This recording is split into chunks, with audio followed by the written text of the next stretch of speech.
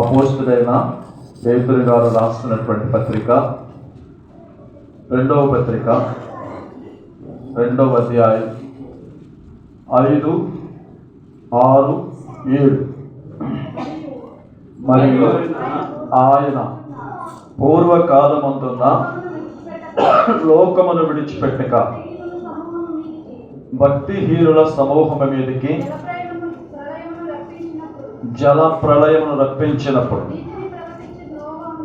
నీతిని ప్రకటించిన నోవహును మరి 7 కాపాడు.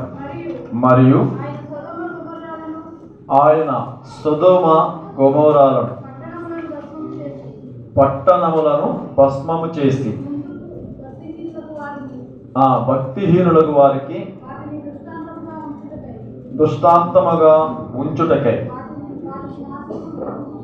వాటి నాశనపు మధ్య నుంచి విధించి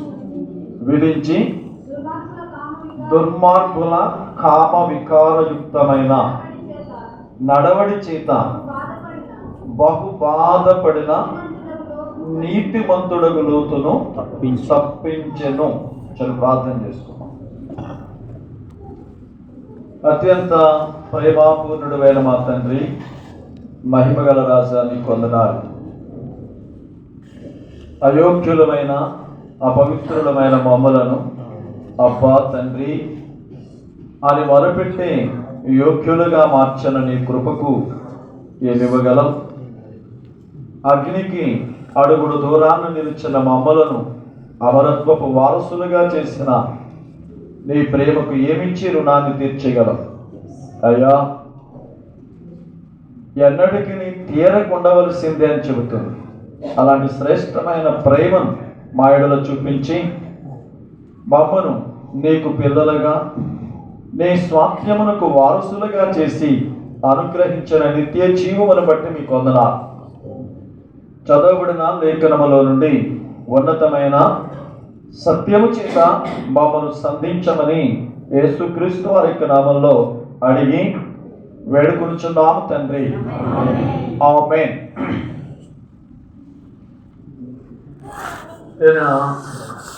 మన తెస్సలోనికలకు రాసిన పత్రికలో నుంచి చూశాం. దైవికమైన జీవితం ఎలా ఉంటే దైవిక జీవితం అని అనుకున్నామంటే 2-3 లక్షణాలైనా గుర్తున్నాయా? ఏమని చెప్పుకున్నాం? ఆయన ఇష్టం ఎరిగిన జీవితం, తర్వాత తృప్తి కలిగిన జీవితం, విధేయత కలిగిన జీవితం, ప్రేమ కలిగిన జీవితం అనే విషయాలు ఆలోచన చేశాను. ఎందుకు ఈ మాట చెప్తున్నానంటే, సమయాన్ని వెచ్చిస్తున్నామంటే ఫలితాన్ని బట్టి ఆనందించేవారిగా ఉండాలి. మనం కొందరి జీవితాన్ని బట్టి బుద్ధి తెచ్చుకోవచ్చు, కొందరి జీవితాలను బట్టి బోధ తెచ్చుకోవచ్చు. రోమీయులకు రాసిన పత్రిక 15వ అధ్యాయం 4వ వచనం చూడండి. ఏలయనగా ఓర్పు వలనను లేఖనముల వలన ఆదరణ పొందవలనని మనకు నిరీక్షణ కలుగుటకే పూర్వమందు వ్రాయబడినవన్నీ మనకు బోధ కలుగు నిమిత్తము వ్రాయబడి ఉన్నవి. అంటే ఒక ప్రసంగం విన్నప్పుడు మనకు బోధైనా కలగాలి. లేకపోతే కొరింథీయులకు రాసిన మొదటి పత్రిక 10వ అధ్యాయం 11వ వచనం.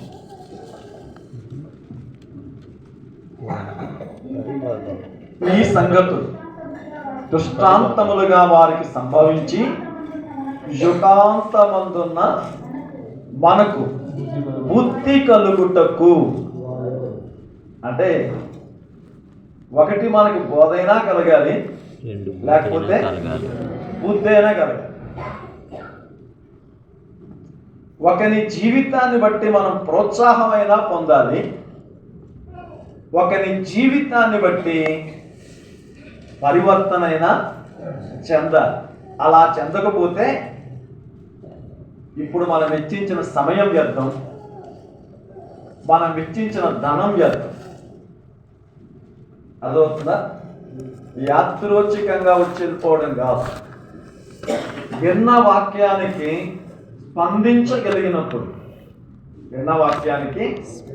స్పందించగలిగినప్పుడు జీవితాలు ధన్యం అవుతాయి.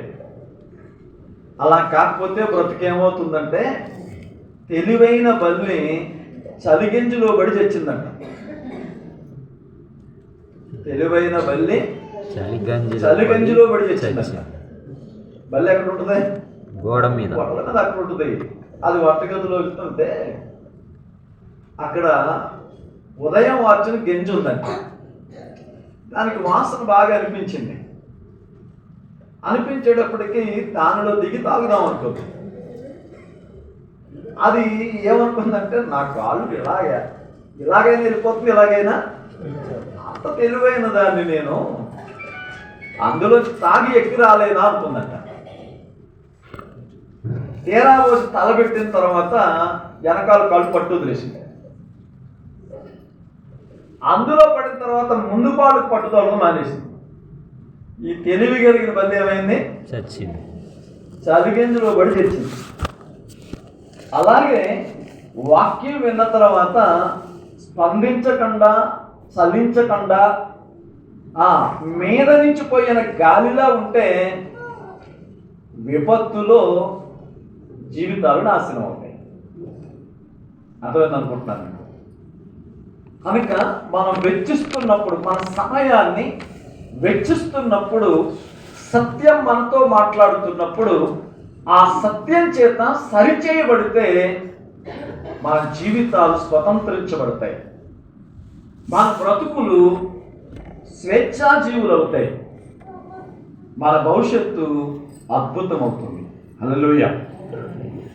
ఈ రాత్రి 2 కుటుంబాల గురించి మీతో మాట్లాడాలనుకుంటున్నాను. ఈ 3 వచనాలకి మనం ఆలోచిస్తే ఏమని పెట్టొచ్చు అని అడిగితే, ఈ 3 వచనాలు చదివి కొంచెం పై నుంచి కిందకి, కింద నుంచి పైకి 10-15 సార్లు చదివిన తర్వాత మనకు అర్థమయ్యే ఆ అంశం ఏంటి అని అడిగితే, రేపు నీ కుటుంబం నీతో కూడా ఉంటుందా? ఎప్పుడైనా ఆలోచన చేసావా? నీ కుటుంబం నీతో కూడా ఉంటుందా? ఎక్కడ? దేవుని సన్నిధిలో. నీ కుటుంబం నీతో కూడా ఆయన సన్నిధిలో నిలబడుతుందా? ఎప్పుడైనా ఆలోచించావా? నేను భక్తి చేస్తున్నాను, నేను వెళుతున్నాను అనుకుంటున్నావు, కానీ నీ కుటుంబం నీతో దేవుని సన్నిధికి రాకపోతే అక్కడ పడే వేదన వర్ణనారహితం.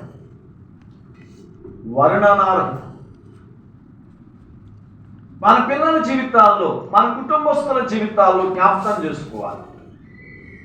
ఎందుకు అని అడిగితే, మనమే మన పిల్లలకు మాదిరి.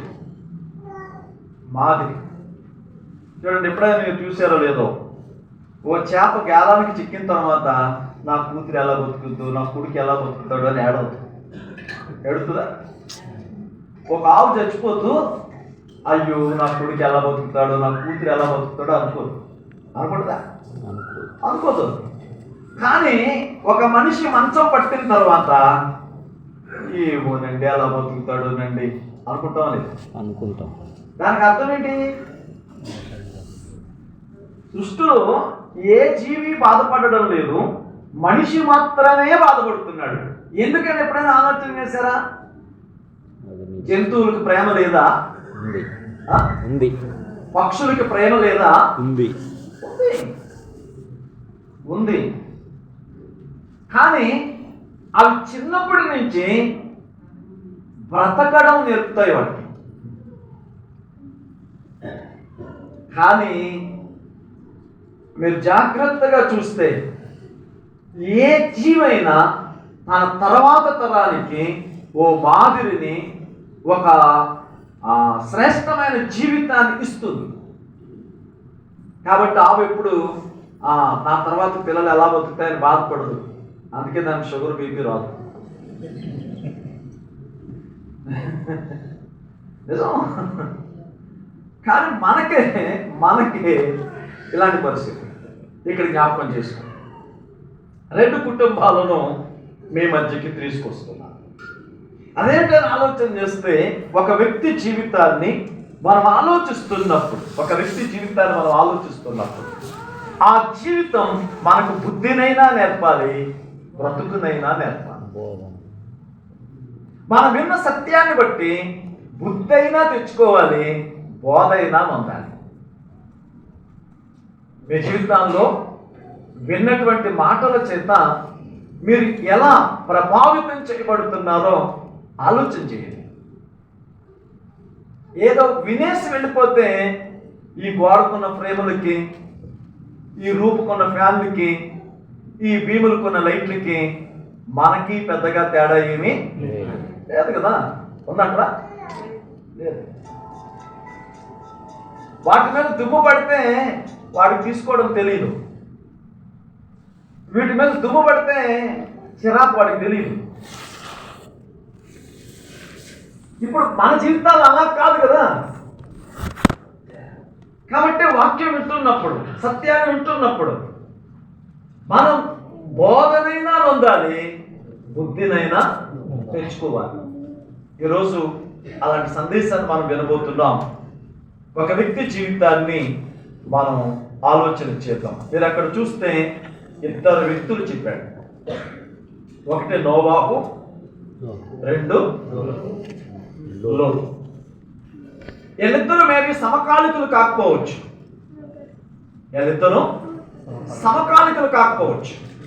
ఎందుకంటే జల ప్రళయానికి ముందున్నాడు ఒక ఆయన, జల ప్రళయం తర్వాత ఉన్నాడు ఒక ఆయన. వీళ్ళిద్దరూ ఖచ్చితంగా సమకాలికులు కానే కాదు.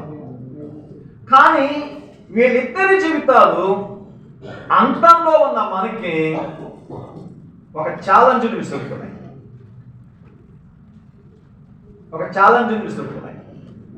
అదేమిటి అని అడిగితే బైబిల్ ఎప్పుడైనా చూడాలి. బైబిల్ చదివేటప్పుడు చాలా జాగ్రత్తగా చదవాలి. బైబిల్ అనగనగా పేదరాశి పెద్దమ్మ కథ కాదు. బైబిల్ కల్పితమైన కథ అంతకన్నా కాదు. బైబిల్ ఒక చారిత్రాత్మకమైన గ్రంథం. బైబిల్కున్నన్ని సాక్ష్యాలు ప్రపంచంలో మరే పుస్తకానికి లేవు. ఎందుకని అడిగితే ఈ మనుషులు రాసిన ఏ పుస్తకానికైనా మనుషులు సాక్ష్యం ఇవ్వచ్చు, కానీ బైబిల్కి ప్రకృతే సాక్ష్యం ఇస్తుంది. బైబిల్కున్న అద్భుతమైనది. కనుకనే బైబిల్ చదివేటప్పుడు చాలా జాగ్రత్తగా ఆలోచన చేయాలి. ఈ పుస్తకం అనేక మంది అన్వేషకులకు ఆధారమైన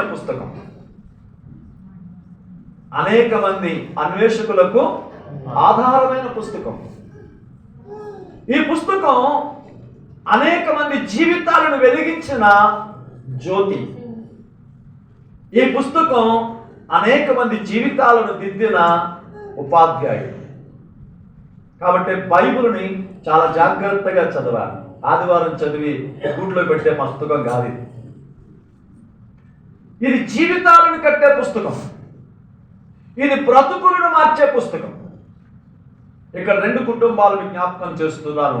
ఒకటి నోవాహు కుటుంబం, రెండవది లోతు కుటుంబం. ఇప్పుడు నోవాహు కుటుంబంలో ఎంతమంది ఉన్నారు అని అడిగితే నోవాహు చూడండి.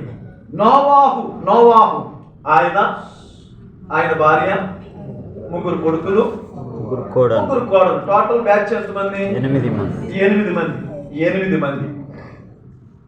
అయితే 8 మందిని కూడా రక్షించుకున్నాడు. 100 సంవత్సరాల భయపడి సువార్త చేసినటువంటి వ్యక్తి, దాదాపుగా మంచి జీవన చరిత్ర కలిగినటువంటి వ్యక్తి తనతో తన కుటుంబం అంతటిని రక్షించుకున్నాడు.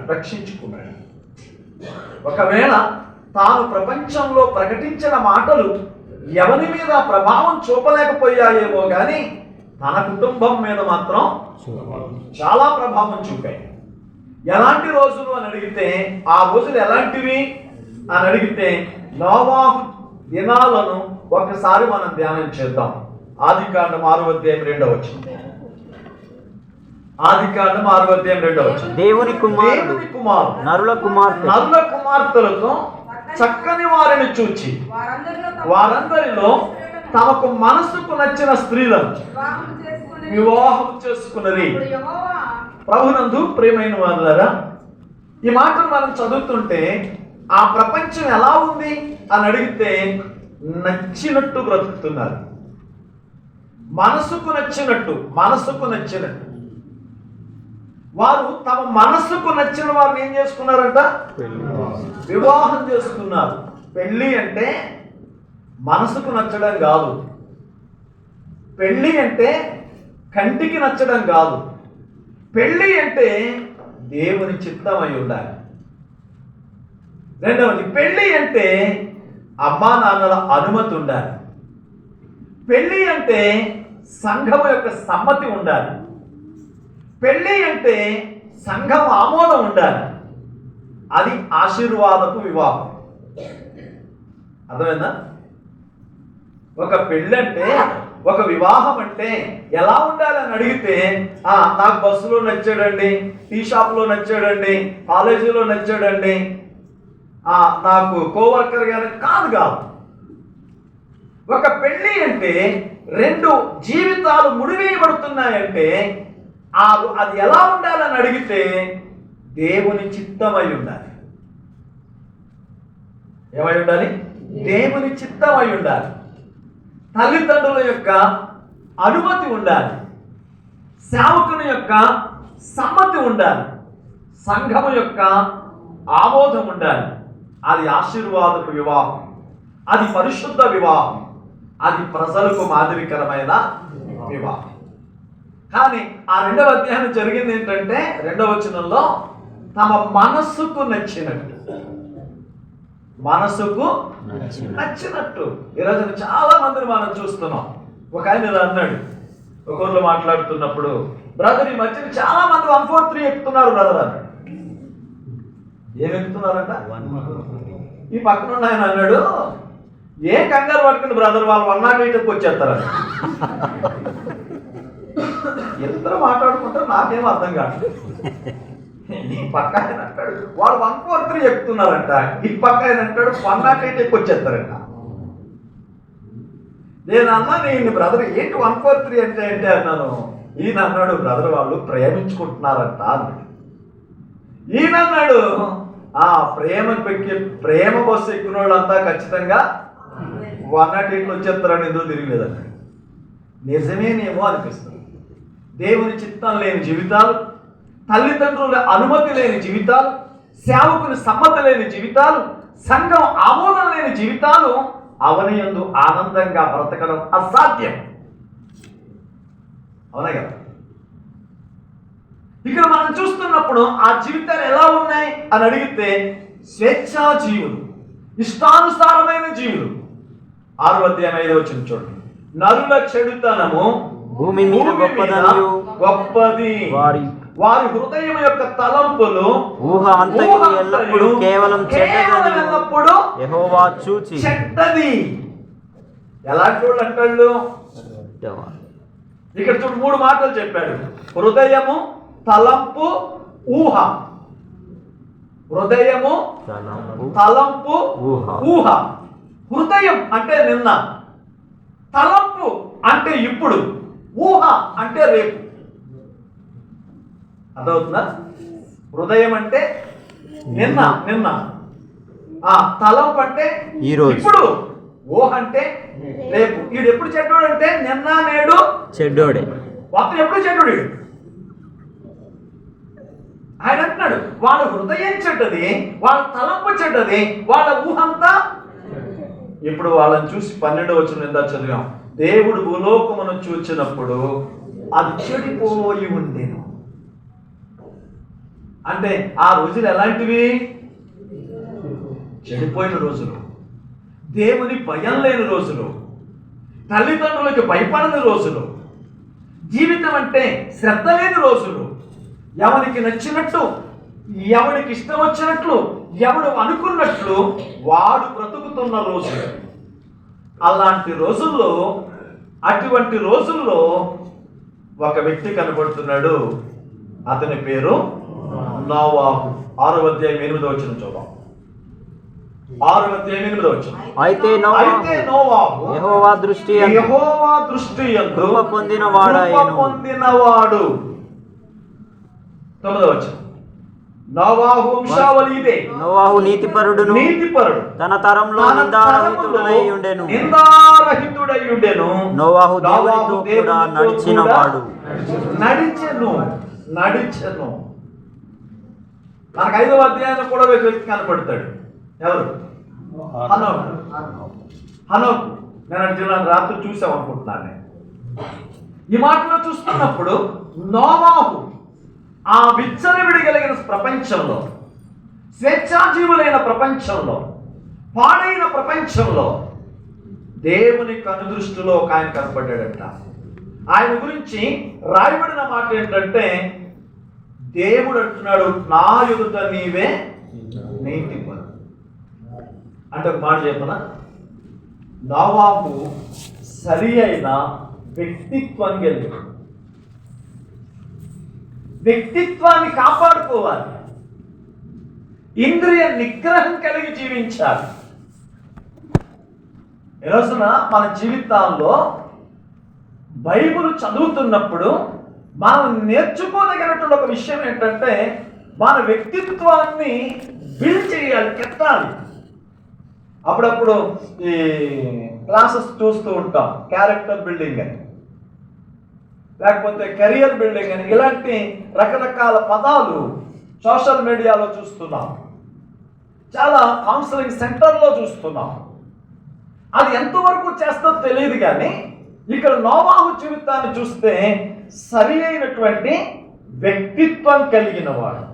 వ్యక్తిత్వం అంటే నీకున్నది వదులుకోకు, నీది కానిది ఆశించు. ఎలాంటి వ్యక్తిత్వం కలిగి ఉండాలి? నీదన్నది ఏది వదులుకోకు, నీది కాదన్నది ఏది ఆశించకు. అది వ్యక్తిత్వం. సృష్టి ఆది నుంచి చూడండి, ప్రపంచంలో ఏ జీవి తన వ్యక్తిత్వాన్ని మార్చుకోదు. మనిషి మాత్రమే వ్యక్తిత్వాన్ని మార్చుకుంటాడు. ఈ రోజున ఎంతో మంది మగవాళ్ళు ఆడవాళ్ళుగా మారినోళ్ళు లేదా? చాలా. అంటే ఏం మార్చుకుంటున్నారు వాళ్ళు? తమ వ్యక్తిత్వం. ఈ రోజున ఈ మాటలు వింటున్నప్పుడు సరి అయిన వ్యక్తిత్వం అంటే దేవుడు మనల్ని ఎలా సృష్టించాడో, దేవుడు మనల్ని ఎలాంటి ఉద్దేశంతో సృష్టించాడో, దేవుడు మనల్ని ఎలాంటి లక్షణంతో సృష్టించాడో అలాంటి వ్యక్తిత్వాన్ని అనునిత్యం కాపాడుకుంటూ ఉండాలి. ఈ రోజున మన వ్యక్తిత్వాన్ని మనం కాపాడుకోగలుగుతున్నామా? మన వ్యక్తిత్వాన్ని మనం కాపాడుకోగలుగుతున్నామా? మంచి వ్యక్తిత్వం. జ్ఞాపకం చేసుకోండి, మన జీవితంలో ధనం పోతే సంపాదించవచ్చు, ఆరోగ్యం పోతే సంపాదించవచ్చు, కానీ మన వ్యక్తిత్వాన్ని పోగొట్టుకుంటే సంపాదించు.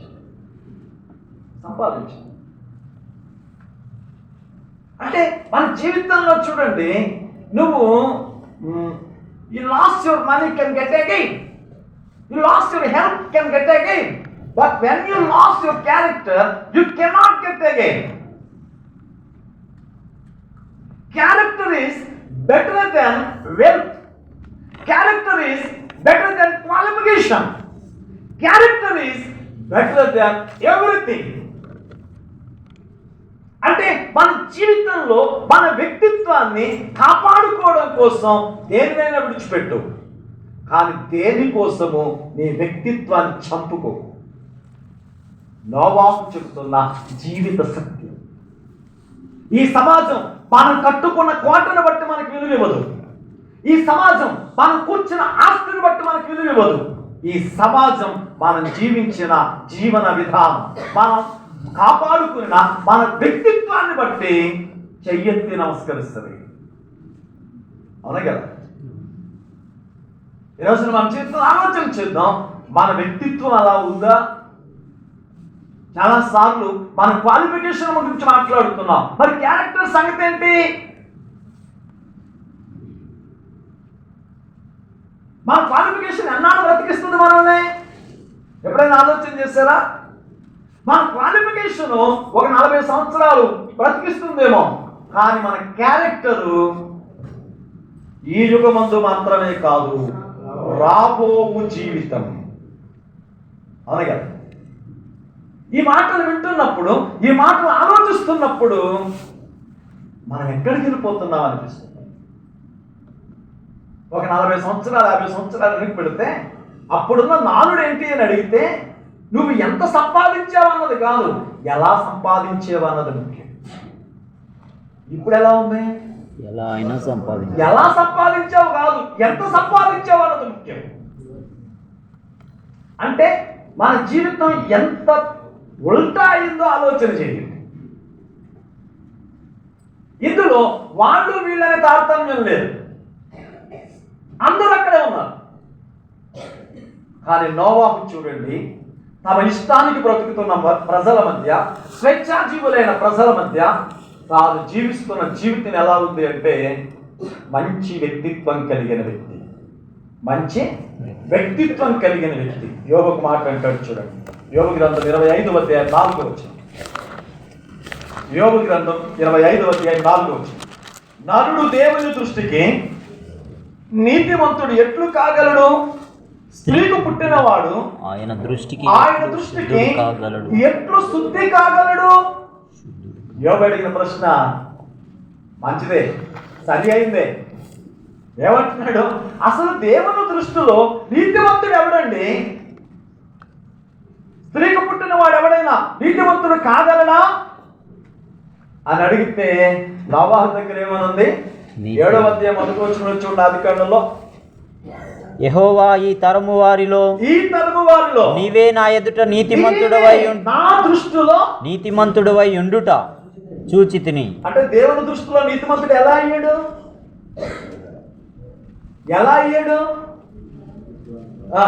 చూడండి, దేవుని కృప ప్లస్ మనుష్యుని విశ్వాసం ఈసుకొట్టు నీతి. దేవుని కృప ప్లస్ మనుష్యుని విశ్వాసం ఈసుకొట్టు నీతి. రోమీయులకు రాసిన పత్రిక 3వ అధ్యాయం 24 చూడండి. రోమీయులకు రాసిన పత్రిక 3వ అధ్యాయం 24 వచనం. కాగా నమ్మువారు ఉందా? హైదరాబాద్ బైబిల్లో ఉందా లేదా? కాబట్టి నమ్మువారు ఆయన కృప చేతనే క్రీస్తు యేసునందలి విమోచనము ద్వారా ఉచితముగా నీతిమంతులని. హల్లెలూయా. ఏమంటున్నాడు? మనుష్యుని విశ్వాసం, దేవుని కృప మనిషిని ఏం చేస్తుంది? నీతిమంతుడు. అంటే ఆ చెడిన ప్రపంచంలో, పాడైన ప్రపంచంలో నోవాహు ఎలా నీతిమంతుడయ్యాడు అని అడిగితే చూడండి, హెబ్రీయులకు రాసిన పత్రికలో 11వ అధ్యాయం 7వ వచనంలో చూస్తాం. విశ్వాసమును బట్టి హనోకు విశ్వాసమును బట్టి నోవాహు అది వరకు చూడని సంగతులను గూర్చి దేవుని చేత హెచ్చరింపబడి భయభక్తులు గలవాడై తన ఇంటి వారి రక్షణ కొరకు ఒక ఓడను సిద్ధము చేసెను. అంటే ఇప్పుడు దేవుని మాటను విశ్వసిస్తున్నాడు. అప్పటిదాకా భూమి మీద ఏం కురవలేదు, వర్షం కురవలేదు. మనం ఈ రోజున డ్రిప్ ఎడ్యుకేషన్ చూస్తున్నాం, కానీ నోవాహు కాలంలో స్టీమ్ ఎడ్యుకేషన్ చూసాం. ఇప్పుడు మనం నీటిని పొదుపుగా చుక్కలతో వాడుతున్నాం, కానీ నోవాహు ఆవిరితో పంటలు పండించాడు. ఇప్పుడు మనం ఆవిరితో ఇడ్లీలు వండుతున్నాం, ఆవిరితో చేస్తున్నాం, కానీ నోవాహు ఆవిరితో పంటలు పండించాడు. వర్షం ఎరగని జాతి. వాడు తన్నడిదిగా భూమి మీద వర్షం వస్తుంది, పర్వతాలు మునిగిపోతాయి, వాడు పెట్టాను. ఇప్పుడు దేవుని మాటను నమ్మి విశ్వాసం చేత తన జీవన విధానాన్ని మార్చుకున్నాడు, తన వ్యక్తిత్వాన్ని కాపాడుకుంటూ వచ్చాడు. కాబట్టి దేవుని ఎదుట ఏమయ్యాడంట? నీతిమంతుడు. ప్రభునందు ప్రేమైన వాళ్ళరా, ఈ రోజున మన జీవితాల్లో జ్ఞాపకం చేసుకుందాం, మన బ్రతుకులని ఆలోచన చేద్దాం. ఎన్నేళ్ళగా దేవుని సువార్త మనతో మాట్లాడుతుంటే, దేవుని వాక్యం పదే పదే మన హృదయాలను తాకుతుంటే మన బ్రతుకులను సరిచేసుకున్నామా? మన ప్రవర్తనలో పరివర్తన తెచ్చుకున్నామా? మన కన్నుల ఎదుట ఒక జీవిని జ్ఞాపకం చేస్తారు. పాము మంచిదా చెడ్డదా? ఎందుకు చెడ్డది? ఏంటంటే విషం ఉండడం దాని తప్ప, అది దేవుడు ఇచ్చాడు. ఎందుకు చెడ్డ వచ్చాడు?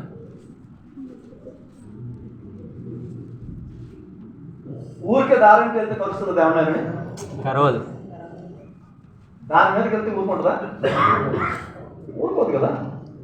పాము ఎందుకు చెడ్డదంటే అది నెలకొకసారి కుబసాన్ని విడిచిపెడుతుంది, బ్రతుకుండగా విషయాన్ని విడిచిపెడుతుంది. నెలకొకసారి కుబసాన్ని విడిచిపెట్టి ఒక నూతనమైన చర్మంతో దగదగా మెరుస్తుంది.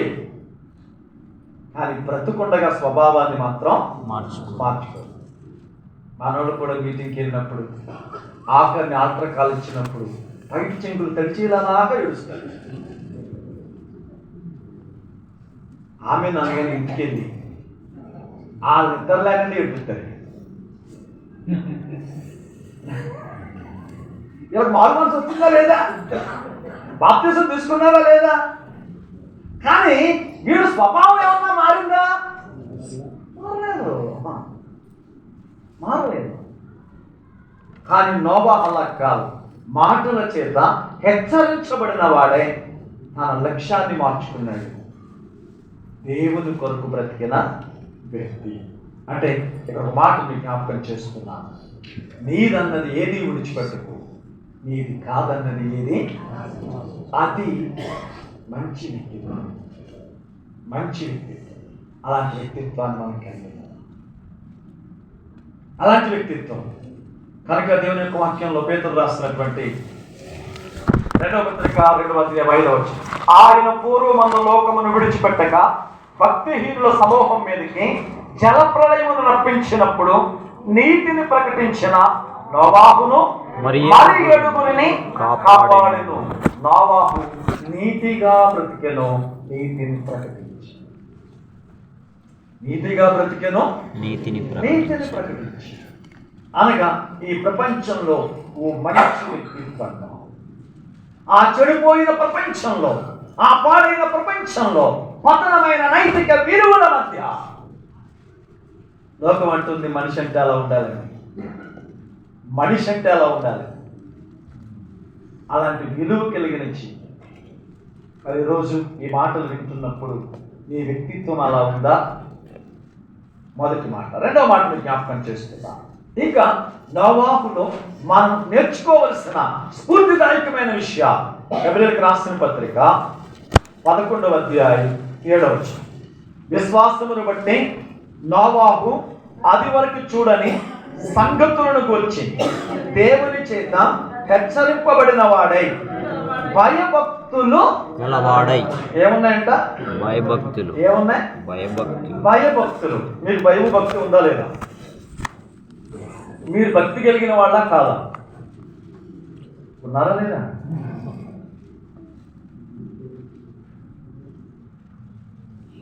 నోవాహు గురించి భయభక్తులు కలిగి, ఏం కలిగంట? భయభక్తులు. రాత్రి దైవికమైన జీవితంలో కొన్ని విషయాలు చెప్పారు. ఇప్పుడు భక్తి అంటే ఏంటి? భక్తి అంటే ఏంటి? తలస్నానం చేశాను, పట్టు పీతాంబరాలు కట్టుకున్నాను, చేతులు జోడించాను, ఇది భక్తి? భక్తి అంటే సామెతల గ్రంథం 8వ అధ్యాయం 13వ వచనం, 8:13, యెహోవా యందు భయభక్తులు కలిగి ఉండుట చెడుతనమును అసహించుకొనటమే. ఉందా? యెహోవాయందు భయభక్తులు కలిగి ఉండుట చెడుతనమును అసహించుకున్నట్టే. 16వ అధ్యాయం 6వ వచనం కూడా చూడండి. సామెతల గ్రంథంలో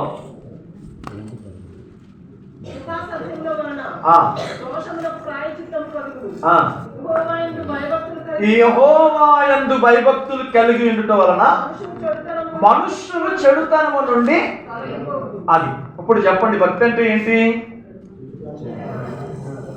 భయం అంటే ఏంటి? చెడుతనమును విడిచిపెట్టడం. ఇప్పుడు మనకు చెడు అని తెలిసి వెంటేసుకు తిరుగుతున్న సంగతులు చెప్తారు. అది నీకు సండే స్కూల్ స్టాండర్డ్ నుంచి చెడు అని తెలుసు. చచ్చే వయసు ఇచ్చినా కాపాడుకుంటూ వస్తుంది. అవేంటో ఒకటి రెండు చెప్తాను మీకు. అర్థమైతే గుండె పగులుతుంది.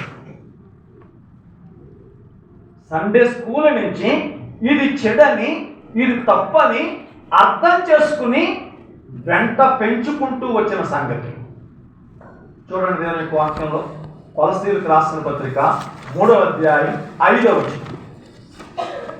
కొలస్సీలకు రాసిన పత్రిక 3వ అధ్యాయం 5వ వచనం.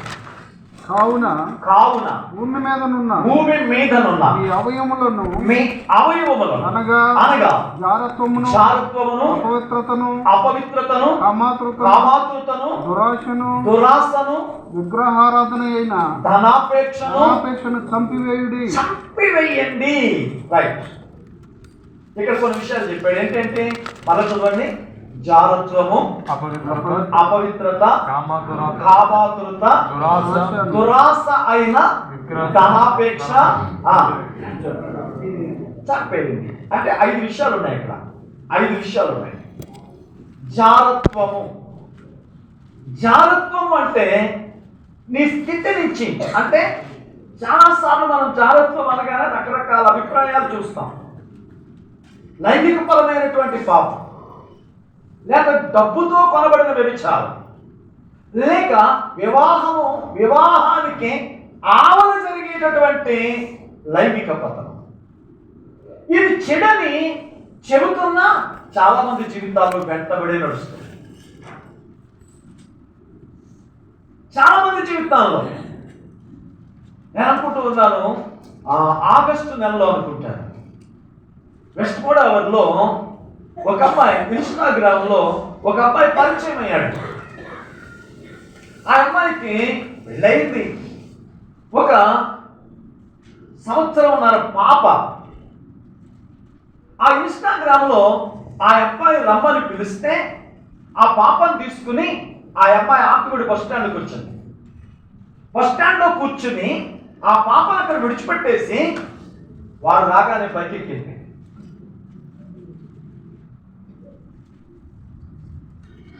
ఆ పాప అక్కడే తిరుగుతూ ఉండగా ఎంతసేపు అయినా ఎవరికి రాకపోయేసరికి ఆ బస్ స్టాండ్లో ఎవరో పోలీస్ స్టేషన్కి ఫోన్ చేస్తే వాళ్ళు వచ్చి ఈ పాప ఎవరు ఏంటని ఎంక్వైరీ చేస్తే సీసీ కెమెరాలని చూస్తే ఆ అమ్మాయి వేరే వాడు బయటికి. ఇప్పుడు ఆ అమ్మాయికి కూతుర్ని విడిచిపెట్టడం తప్పని తెలుసా తెలీదా? తెలుసు. ఆమె వయసుకు రాకముందు అలాంటి సంగతులు జరిగితే తప్పని చెప్పిందా లేదా? కానీ జీవితంలో జ్ఞాపకం చేసుకోండి. ఇది ఒక్కటని కాదు. ఒక స్త్రీ ఇంచుమించుగా జూన్ జూలై నెలలో 3 పిల్లలు కలిగిన తల్లి ఒక వ్యక్తిని ప్రేమించి వారితో వెళ్ళిపోవడానికి 3 పిల్లలకి విషం పెట్టి చంపేసింది. భర్తకు కూడా విషం పెట్టింది, కానీ వాడు పన్నుడు బయటికి వెళ్ళాడు. ఈ రోజున ఇలాంటి సంఘటనలు నేను చూస్తున్నాను. ఆ తర్వాత కొంచెం ఎదురుకు వస్తే ధనాపేక్ష. ధనం మంచిదే, కానీ ధనం కావాలనే అపేక్ష, ధనం కావాలనే ఆశ. ఈ రోజున చాలా సార్లు మన జీవితంలో ధనం కోసం ఉపవాసం ఉండే బ్యాచ్ లేదా? బైబిల్ ధనాపేక్ష తప్పురా ఆయన అంటుంటే నన్ను ధనవంతులు చేయని ఆయన 7 వారాలు ఉపవాసం ఉండటం అంటే ఇంతకంటే దౌర్భాగ్యం ఏదైనా ఉందా?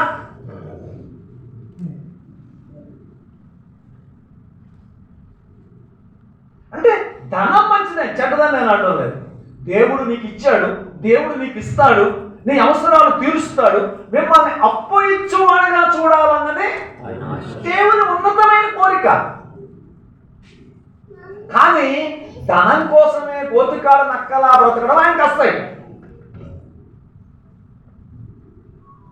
ఇవి రెండు ఒకసారి ఆలోచన. తర్వాత 7వ వచనం చదువులు ఆయన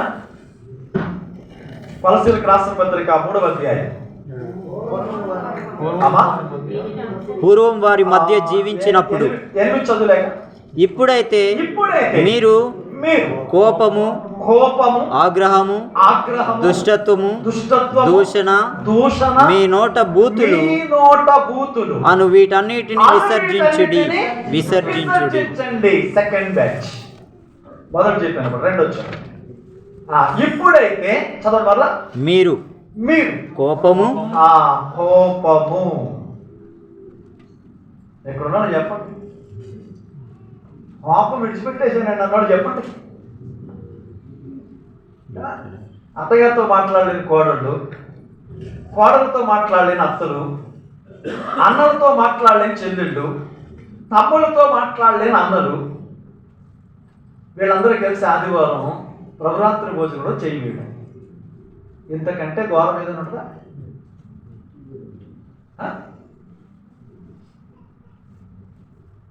అంటే కోపం తప్పని తెలిసి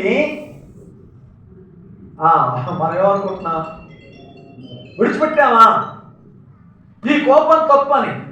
ఒకవేళ సామాజికంగా సోషల్గా కూడా చూస్తే తన కోపమే తన శత్రువు కదా. కోపం అనేది ఎలాంటిదంటే మనల్ని చంపడానికి, అవతల వాళ్ళని చంపడానికి విషం మనం తాగినట్టు. కోపం అంటే అవతల వాళ్ళని చంపడానికి విషం మనం తాగినట్టు. అవతల వాళ్ళని చంపాలన్నప్పుడు విషయం ఎవరికి పెట్టాలి? వానికే పెట్టాలి. కానీ కోపం అంటే మనం తాగు. ఒక కర్రల అడితిలో పాము వెళ్ళిపోతుంది. సరే, ఈ కర్రలకు తప్పుకుపోతూ ఉంది. ఆ సామిల్లో చేసేటువంటి ఆ రంపం పాతదైపోయి పక్కన పడేశారు.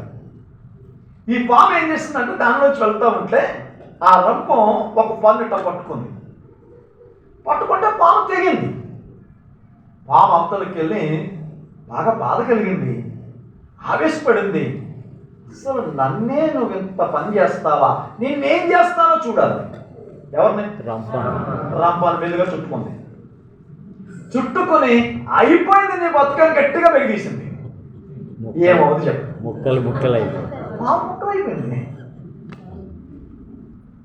ముక్కలైపోయింది.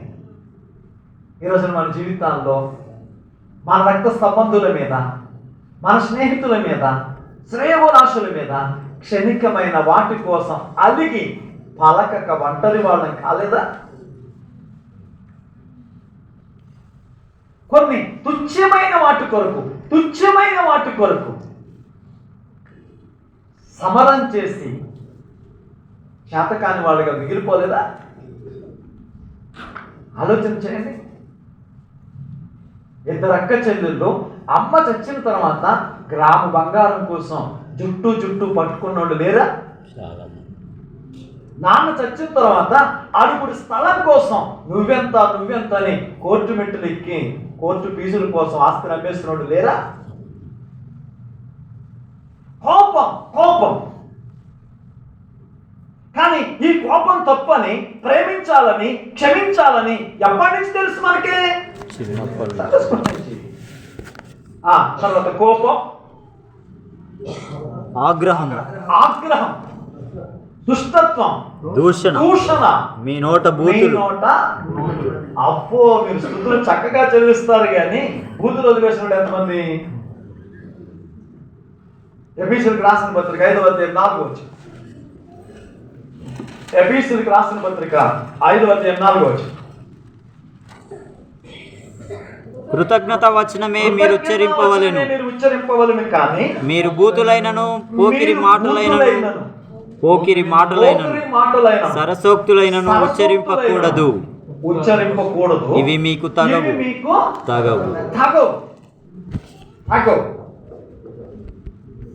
ఒక విశ్వాసి అవిశ్వాసి నల్ల దగ్గర దెబ్బలాడుకుంటున్నారట. పాపం నీళ్లు తక్కువ వస్తూ ఉంటాయి వేసవకాలం, ఎలాగైనా దెబ్బలాడుకునేసరికి ఇంకా ఆవిడకి వచ్చిన శ్రేష్టమైన పదజాలం ఆవిడ వాడుతుంది, ఈవిడికి తెలిసిన పదజాలం ఈవిడ వాడుతుంది. ఈ పదజాలం జరుగుతున్న సమయంలో ఆ చర్చి పాస్టర్ గారు వస్తున్నారట. వత్తనాచరికి ఈ విశ్వాసి కంగారు పుట్టింది బాబు. పుడితే పాస్టర్ గారిని చూసి వందనాలు అంటారు. ఇప్పుడు అవిశ్వాసి మాట్లాడుతుంది అనమాట, మీ అమ్మకు వందనాలే, మీ నాన్నకు వందనాలే. అది కూడా అంటే చాలాసార్లు మనం ఆలోచన చేస్తే మన పదజాలం ఒక కొడుకుని బట్టి ఎలాంటిది, నువ్వు పనికి రావురా. ఓ భార్య భర్తతో మాట్లాడినట్టు, భర్త భార్యతో మాట్లాడాడు. ఓ భార్య ఉదయకాలం ఆవేశం అంటుంది, నువ్వు చట్టే బాగున్నాయా, నేను న్యాగలేకపోతున్నాను, ఇదిగో నువ్వు వెళ్తున్నావు కానీ ఏది యాక్సిడెంట్ అవుతుంది తిట్టింది ఆవేశం. పాపం ఆ ఈది దాటకముందే బుద్ధి కింద గడిపెట్టాను, పడగానే కాలు తాలు పగిలింది. హాస్పిటల్కి తీసుకెళ్ళారు, ఈవిడికి ఫోన్ చేశాను. ఇప్పుడు ఈవిడ అడదరా బెదరా వెళ్ళిపోయి హాస్పిటల్గా నిలబడి పాస్టర్ గారు ఫోను, అయ్యగారు మా ఆయనకి యాక్సిడెంట్ అయిపోయిందని ప్రార్థన చేయండి. మీరు కాలు వెళ్ళడానికి కారణం ఎవరు? నీ నోరు కాదు. ఆమె తల పగలగొట్టింది ఏంటి? నీ నోరు కాదు. అదే కదా ఒక విశ్వాసి ఎలా మాట్లాడాలి. అవతల వాళ్ళు రెచ్చగొట్టారని రెచ్చిపోతే ఎలా? కనుక మీ పిల్లల్ని జ్ఞాపకం చేసుకోండి. మీ పిల్లల భవిష్యత్తులో మీరు ఎలా ఉండాలనుకుంటారో మీ నోట నుండి వచ్చే మాటలు అలా ఉండాలి. నీ కొడుకుని వీడు పనికి రాడోడండి, వీడు పనికి మారాడండి అంటే ఖచ్చితంగా అంతే అవుతాడు. నీ నోట నుంచి వచ్చిన మాటలు వాళ్ళ పాటి శాపం. కాబట్టి ఆయన అంటాడు, ఏమంటున్నాడు? నీ నోట బూతులైన సరసోక్తులైన ఉచ్చరింపకూడదు ఇవి. మరి ఈ రోజున మన జీవితాల్లో ఆ మాటలు మారాయా?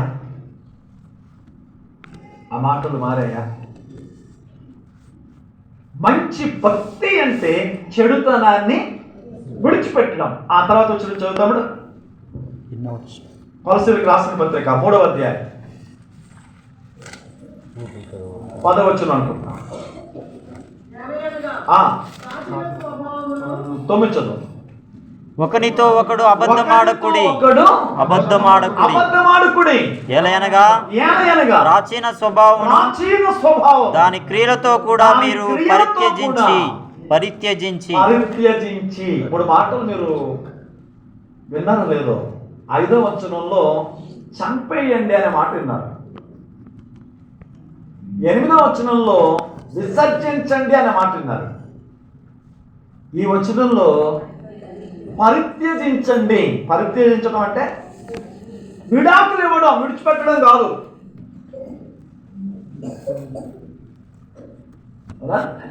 విడిచిపెట్టడం అంటే మనకి ఇష్టం లేదని. పరిత్యజించడం అంటే విడాకులు ఇవ్వడం. భార్యను పరిత్యజించుట. పాపం అంటే విడిచిపెట్టేస్తే దాన్ని పరిత్యజించారు అంటారు, విడాకులు ఇస్తేనే అంటారు. ఇప్పుడు దేనికి విడాకులు ఇవ్వాలి మనం? అబద్ధం, ప్రాచీన స్వభావం, అబద్ధం. ఇప్పుడు చెప్పండి, అబద్ధం ఆడటం తప్పని తెలుసా లేదా? ఎప్పుడు తెలుసు మీకు? చిన్నప్పటి నుంచి ఆ? మీరు 2వ తరగతి మొదలెట్టినప్పుడు చెప్పుకుంటారు అబద్ధం ఆడకూడదు, సత్యమే మాట్లాడాలి, అవునే కదా. ఆ రోజుల్లోనే ఆ 3 కోతి బొమ్మలు చూసి చెడు వినకూడదు, చెడు చెడు చూడకూడదు, మాట్లాడకూడదు, చెడు చెడు చూడకూడదు. చూడకూడదు. ఇప్పుడు ఇంతకాలమైనా అబద్ధం మానేసానండి అని చెప్పగలిగిన ఎవరైనా ఉన్నారా? లేరు. లేరుగా. లేరుగా. ఇప్పుడు మన భక్తి సరి అయిందని ఎలా చెప్తావు నువ్వు? నీ భక్తి ఈ అగ్నిని దాటించగలదని ఎలా చెప్తావు నువ్వు? నీ భక్తి నీకు సమాధానం ఇస్తుందని ఎలా చెప్తావు నువ్వు? దేవుని యందు భయభక్తులు కలిగి ఉండడం అని అడిగితే చెడుని విడిచిపెట్టడం. నోవాహు ఆ చెడుకు వేరే, నోవాహు ఆ పరిస్థితులకు వేరే పరివర్తన చెందినవాడిగా పవిత్రతతో ప్రభువుతో కలిసి నడిచాడట. ఈ రోజున నీ భక్తి జీవితాన్ని పరిశీలించుకు చూడు. దేవుని యొక్క లేఖనంలో ఒక మాట చూద్దాం. 84వ కీర్తన 2వ వచనం.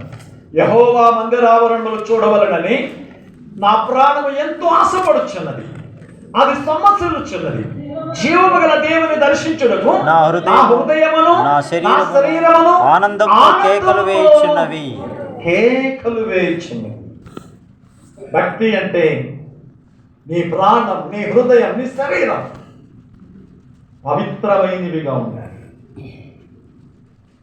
ఈ రోజున భక్తి జీవితాలు చూస్తుంటే భయం లేని కోడి బజార్లో గుట్టెట్టిందంట. అలా లేవా జీవితాలు? ఇక్కడేమో స్తుతి పాటలు పాడేది, అక్కడేమో సినిమా పాటలు పాడేది. అవునా కదా? మన జీవితంలో జ్ఞాపకం చేసుకోండి, మనం ఎంతమందికి వాక్యం బోధించాం కాదు, ఎంతమందిని మనతో దేవుని సన్నిధికి సిద్ధపరిచాం. ఈరోజు నీ కుటుంబాన్ని ఒకసారి జ్ఞాపకం చేసుకో. మరియా ఎలిజబెత్ ఇంటికి వచ్చేసరికి గొంతులేసింది ఎవరు? ఎక్కడుంది శిశువు? గర్భంలో. ఎన్నో నెల? 6వ నెల. అంటే లోపల ఉన్న శిశువుకి బయట ఉన్న ప్రపంచం ఎప్పటి నుంచి తెలుస్తుంది? 6వ నెల. ఇప్పుడు నీ కొడుకు 25 సంవత్సరాలు వచ్చినా నీ ప్రవర్తనలో మార్పు రాకపోతే ఎలా?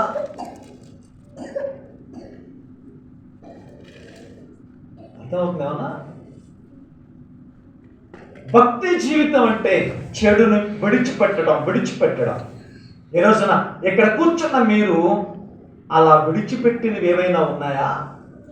దేవునికి భయపడి భక్తి చేసడానికి విడిచిపెట్టాను. ఎంతమంది చెప్పగలరు? ఒక అబ్బాయి రోజు స్కూల్ నుంచి వస్తూ ఆ పక్క పిల్లలకి పెన్షన్లు, రబ్బర్లు దొప్పుకొస్తున్నాడట. వీడింటికి వచ్చేటప్పటికే వస్తా తగులు పట్టుకొస్తుంటే వాళ్ళ బాబు అన్నాడంట, ఇలాంటి పనికి మాలని పనులు చేయకరా, నీకేం కావాలో చెప్పు, నేను ఆఫీస్ నుంచి తెస్తాను అన్నాడు.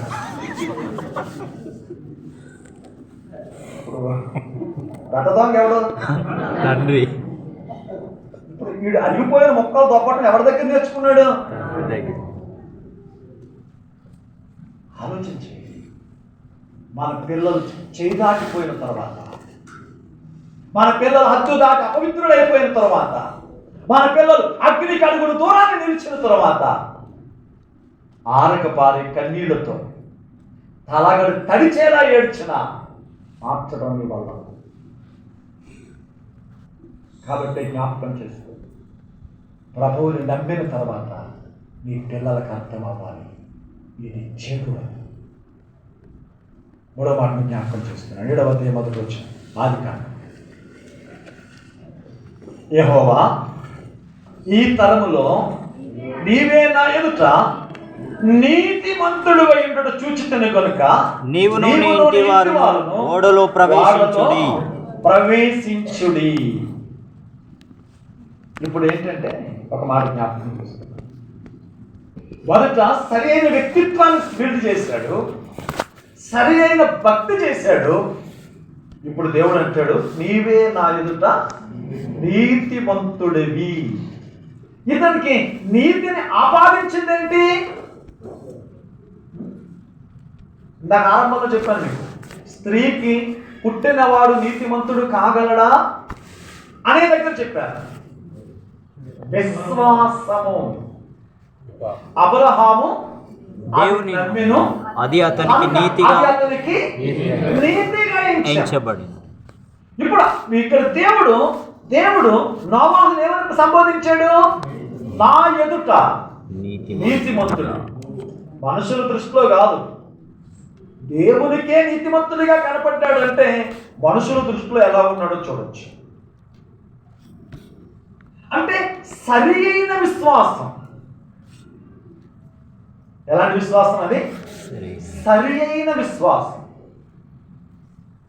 సరి అయిన చూడండి, దేవుని యొక్క వాక్యంలో ఆదికాండం 6:13 దేవుడు నోవాహుతో సమస్త శరీర మూలముగా భూమి బలాత్కారంతో నిండి ఉన్నది గనుక నా సన్నిధిని వారి అంతం వచ్చి ఉన్నది. ఇదిగో వారిని భూమితో కూడా నాశనం చేయుదును. చితిసారపు రాళ్ళతో నీ కొరకు ఓడను చేసుకొని అరలు పెట్టి వాడను చేసి లోపటను వెలుపటను దానికి కీలు పోయవలెను. అంటే ఇక్కడ ఈ పని అంతట్లో నోవాహులో మనం నేర్చుకునే అద్భుతమైన విషయం ఏంటంటే విశ్వాసం.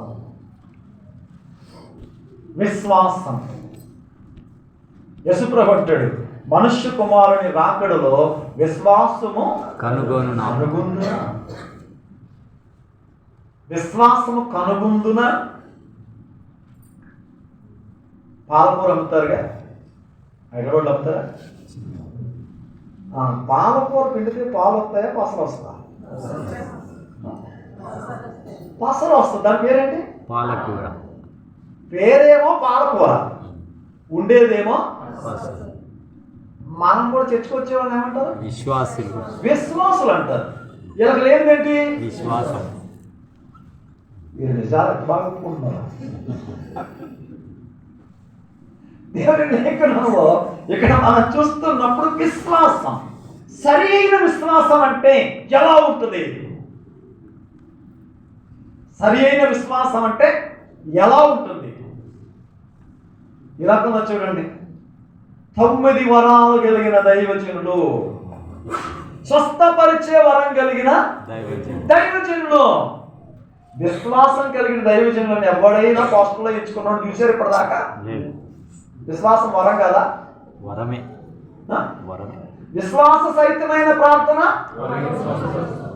ఆవగించంత విశ్వాసం ఉండి ఈ పర్వతమును సముద్రంలో పడమంటే సముద్రంలో పడును. విశ్వసించిన ఎడల నీకు అసాధ్యమైనది ఏది ఉండదు.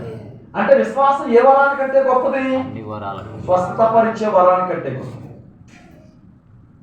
ఒక ఇంటి నిండా బంగారం ఉందండి, ఇంటిలో ఉన్నదంతా బంగారం.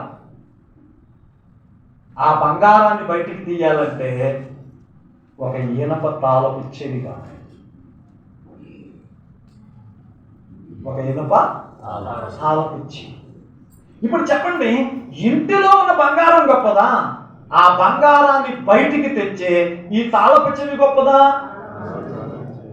ఇప్పుడు విశ్వాసం అంటే అలాంటి. విశ్వాసం అంటే అలాంటి.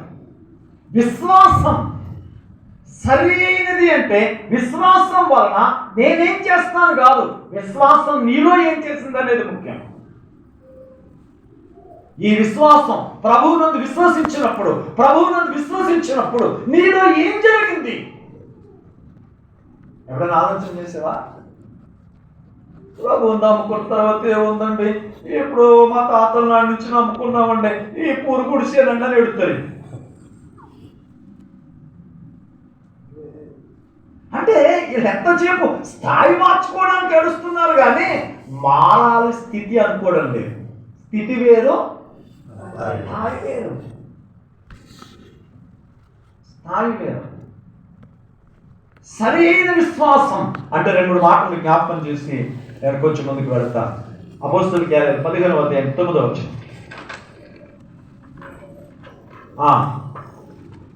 త్వరగా వారి హృదయములను విశ్వాసము వలన పవిత్రపరచి. విశ్వాసం ఏం చేస్తుంది? సరి అయిన విశ్వాసం ఏం చేస్తుంది? దెయ్యాన్ని వెళ్ళగొడితే కాదు, సరి అయిన విశ్వాసం నీ హృదయాన్ని ఏం చేస్తుంది? పవిత్రపరుస్తుంది. హృదయం పవిత్రమైతే తలంపు పవిత్రమవుతుంది. తలంపు పవిత్రమైతే చేసే పని పవిత్రమవుతుంది. హృదయం నిండిన దానిని బట్టి నోరు మాట్లాడుతుంది. మీరు చూడండి, మీ అమ్మ వస్తుంది, మీ అమ్మ ఎక్కడి నుంచి వస్తుంది, మీ ఇంటికి వచ్చింది. మీ అమ్మ కానీ కాలు కడుక్కోవడానికి పిలిపించారు, అమ్మకి ఇష్టమని టీ పెట్టారు, ఆమె తాగింది, అయిపోయింది. సరే భోజనాలు చేశారు, పడుకున్నారు. మీరు సాధారణంగా ఎప్పుడైనా 3 గంటలకు లేస్తారు, మీ అత్తగారు టీ పెట్టిస్తారు. ఆ రోజు ఏం జరిగిందంటే భోజనాలు చేసి పడుకున్న తర్వాత మీ అమ్మ మీరు మాట్లాడుకుని మొత్తం మీద కదా ఆలస్యమైంది. ఈ 4:30 ఇది అయిపోయింది. కానీ మీకు ఆలస్యమైందని మీ అత్తగారు ఆగదుగా. మీ అత్తగారు 3 గంటలకు లేచి హాల్లో కూర్చొని టీవీ చూసుకుంటారు. సరే మెలకు వచ్చేటప్పటికి 4:30 అయిపోయింది. అరే అత్తయ్య టీ ఇవ్వలేదని జ్ఞాపకం వచ్చింది. పక్కన తలుపు తీసేటప్పటికి అత్తగారు షాపులో కూర్చొని టీవీ చూస్తుంది. వెంటనే అత్తగారు ఏముందంటే, పడుకోవడానికి సమయం సందర్భం లేదా, అమ్మ వస్తే అందరిని మర్చిపోతారా అని వచ్చింది. మీకేమొచ్చింది? కోపం వచ్చింది కదా. సరే ఆవేశంలో టీ పెట్టారు. పొద్దున్న మిగిలిన పాలు, పొద్దున్న మిగిలిన నీళ్లు, పొద్దున్న మిగిలిన పంచదార, పొద్దున్న మిగిలిన టీ పొడి, అదే గిన్నె మీరే. పొద్దున్న టీ బాగుంటుంది, ఇప్పుడు టీ బాగుంటుంది. పొద్దుందే బాగుంటుంది. ఇప్పుడు టీలో తేడా ఎక్కడొచ్చింది? మీ హృదయం. అమ్మను చూసి ఆనందంతో పెట్టిన టీకి, అత్త మీద ఆవేశంతో పెట్టిన టీకి తేడా లేదా? చాలా.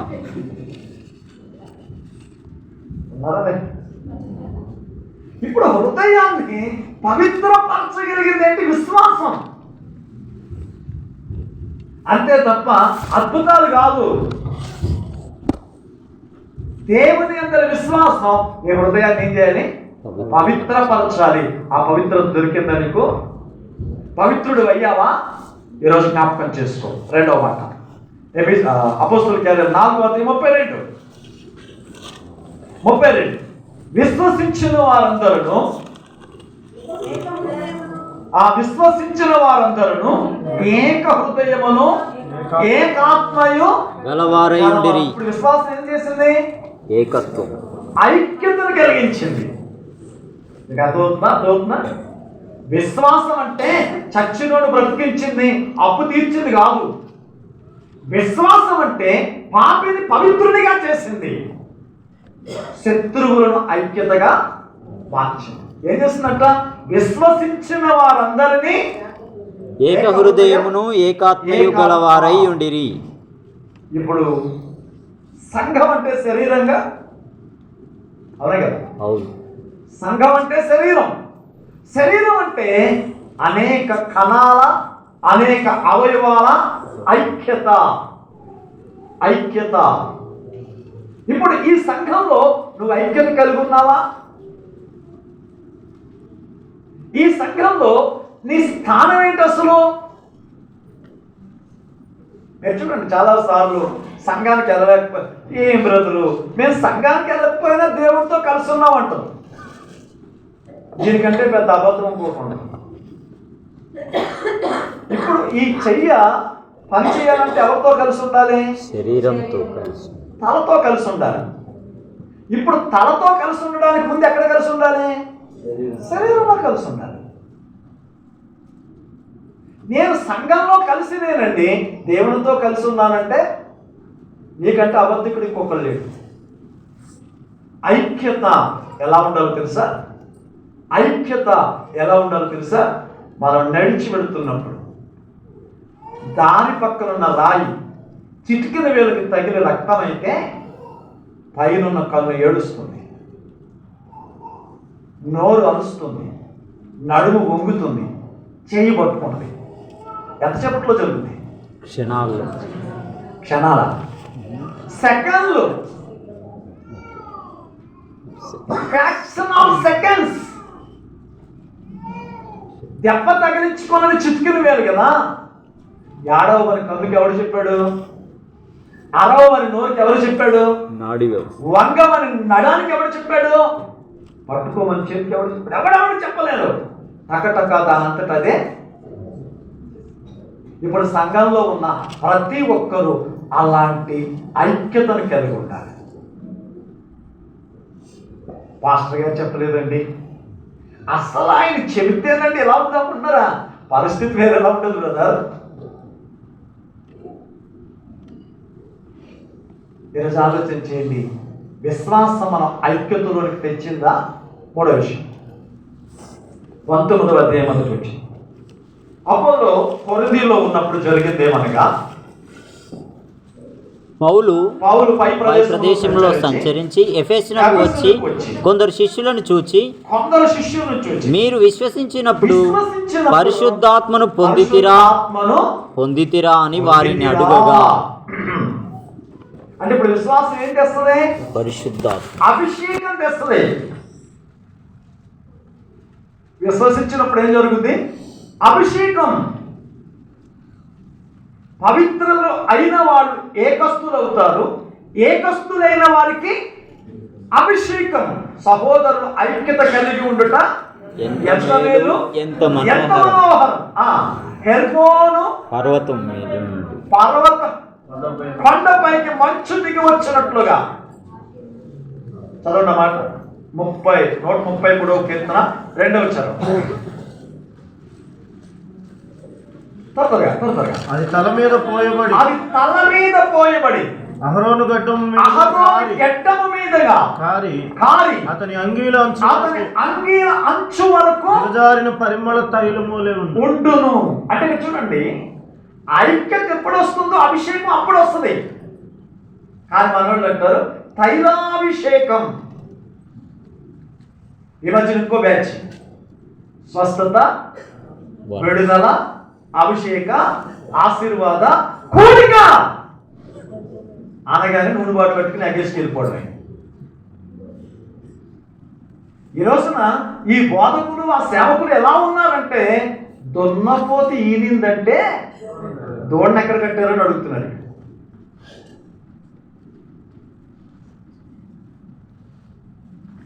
అభిషేకం అంటే ఎవడో నూనె పెడితే పోసేది కాదు.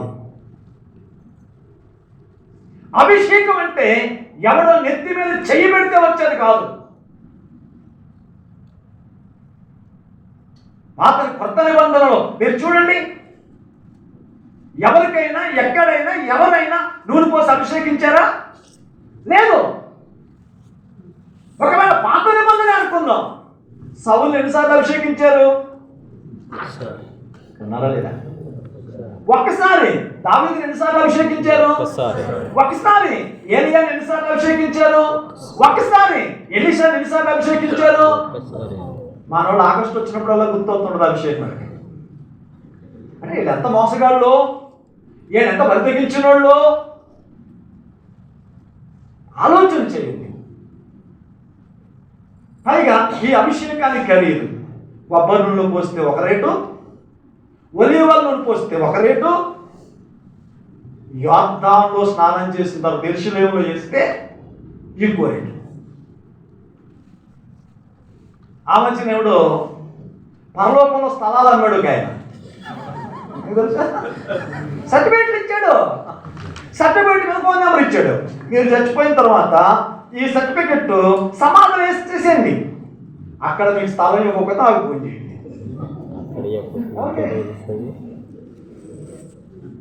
ఈ పెద్దోడు కోరుకున్నారు. ఏదో ఓ రోజున హైదరాబాద్ ఇలాంటి బ్యాచ్ కూడా వస్తుంది. ప్రపంచానికి అబద్ధాలను బోధించే ఏకైక దేశం అమెరికా అయితే, మన ఆంధ్రాలో కొత్త వింతైన బోధనలు పుట్టుకొచ్చేది హైదరాబాద్లోనే. ఇలాంటి బోధకులు వస్తారు. మీ హైదరాబాద్లో ఒక ఆయన ఆ మోజెస్ అని పొట్టోడు ఉంటాడు. ఇంత పొద్దున్నే చదవలా కూర్చున్న 3 జానులు ఉంటాడు. మీరు చూడాలి అసలు గోడ మీద క్యాలెండర్ పెడితే దెయ్యం పోయిందంట. ఏంటి క్యాలెండర్ని అభిషేకం చేస్తున్నాడు. చూసారు కదా, 2026 క్యాలెండర్ అభిషేకిస్తున్నాడు. ఈ క్యాలెండర్ ఇంట్లో పెట్టుకుంటే దెయ్యాలు పోయినాయి అన్నారు, నిద్ర బాగా పట్టింది అన్నారు, ధనం వచ్చింది అన్నారు. ఆడు మాట చెప్పాడు, అమ్మా మీరు వచ్చి ఆదివారం వచ్చేటప్పుడు అందరూ 500 నోట్లు పెట్టండి. ఏం చేస్తారండి? అభిషేకిస్తాడంట. ఎట్లని? 500 నోట్లు. ఓరే అందరికి అభిషేకించేటప్పుడు ఆయా నోటేదో నువ్వు అభిషేకించి ఇంట్లో పెట్టుకోకూడదు. ఈ ఎక్కడెక్కడి నుంచో ప్రచారం అందరూ క్రైస్తవుల్లో వస్తుంటారండి వీళ్ళు. కానీ విశ్వాసం ఏం చేస్తాంట? అభిషేకం ఇస్తుంది. అభిషేకం ఎలా ఉంటుందని అడిగితే చూడండి, సౌలు తల నూనెతో అభిషేకించబడితే పరిశుద్ధాత్ముడు అతని మీదకి దిగి వచ్చాడు. సమూయేలు తైలము పట్టి దావీదును అభిషేకించగా దేవుని ఆత్మ అతని మీదకి దిగి వచ్చింది. ఎదుగో యేసుక్రీస్తు తల నీటిలో తడిస్తే దైవాభిషేకం అతని మీదకి దిగి వచ్చింది. ఈ రోజున నీ తల నీటిలో తడిస్తే దేవుని ఆత్మ నీ మీదకి దిగి వస్తుంది. అంతేనే కానీ ఈ తగాకూరులమ్మే నూనెలో అభిషేకం లేదు. జ్ఞాపకం చేసుకోండి.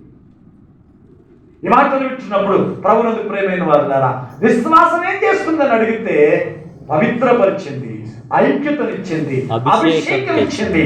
ఆఖరి మాట చెప్పిన కొంచెం మందికి వెళ్తాను. అపోస్తలుల కార్యాలు 14:22 శిష్యుల మనసులను దృఢపరిచి విశ్వాసమందు నిలకడగా ఉండవలనని అనేక శ్రమలను అనుభవించి మనము దేవుని రాజ్యములో ప్రవేశించవలెను. అంటే ఒక మాట చెప్పిన, ఇప్పుడు విశ్వాసం అమరత్వాన్ని ఇస్తుంది. ఏమిస్తుంది? అమరత్వాన్ని ఇస్తుంది. అంటే పరలోకంలో చేర్చేది కూడా విశ్వాసమే. మన జీవితంలో జ్ఞాపకం చేసుకుందాం. విశ్వాసం పవిత్రపరిచింది, విశ్వాసం ఐక్యతనిచ్చింది, విశ్వాసం అభిషేకం ఇచ్చింది, విశ్వాసం అమరత్వాన్ని ఇచ్చింది. హల్లెలూయా. ఈ రాత్రి సమయంలో మన జీవితాల్లో జ్ఞాపకం చేసుకుందాం. అలాంటి సరైన విశ్వాసమైన మంది, అలాంటి విశ్వాసమైన మంది. నోవాహు గురించి మాట్లాడుతున్నప్పుడు నీవే నా ఎదుట నీతిమంతుడివి. ఇప్పుడు విశ్వాసానికి, ఆ నోవాహు విశ్వాసానికి ఒక రుజువు చెప్తారు. నోవాహుతో దేవుడు అన్నాడు, నోవాహు వాడు కట్టు. ఏ కర్రతో కొట్టాలో చెప్పాడు, ఏ కొలతతో కట్టాలో చెప్పాడు, ఎక్కడ కట్టాలో చెప్పాడు. కానీ ఎంత ఇస్తానో 2 ఎంత ఇస్తావని అడగలేదు.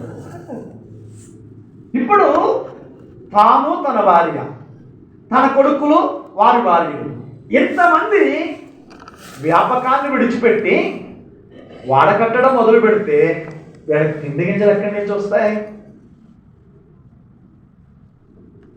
వీళ్ళకి తిండి గింజలు ఎక్కడి నుంచి వస్తాయి? నాకు ఇయ్యి అని ఆయన అడగలేదు, ఇస్తానని ఆయన. విశ్వాసం అంటే అది.